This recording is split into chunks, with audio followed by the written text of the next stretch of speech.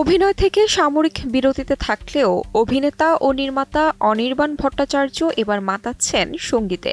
সম্প্রতি গড়ে তোলা তার ব্যান্ড হুলিগানিজম শ্রোতাদের নজর কেড়েছে। এবার তাদের নতুন পরিবেশনা ঝড় তুলেছে গোটা ভারত জুড়ে।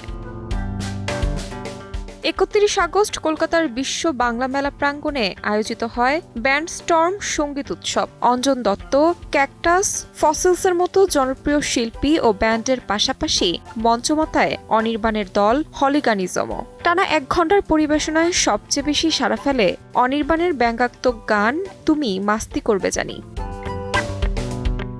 গানে তিনি সরাসরি ব্যঙ্গ করেছেন পশ্চিমবঙ্গের রাজনীতির ৩ ঘোষকে। ভাইরাল হওয়া ভিডিওটিতে তাকে গাইতে শোনা যায় গান বাজনা ছেড়ে রাজনৈতিক দলবদল, প্রমোটারি ও ক্ষমতার খেলায় জড়ানোর তীর্যক ইঙ্গিত।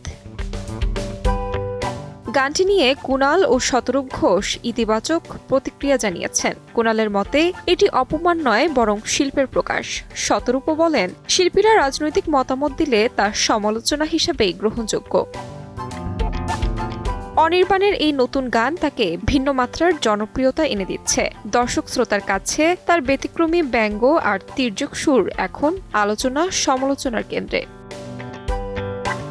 তাহমিনা তন্নি, সময় সংবাদ।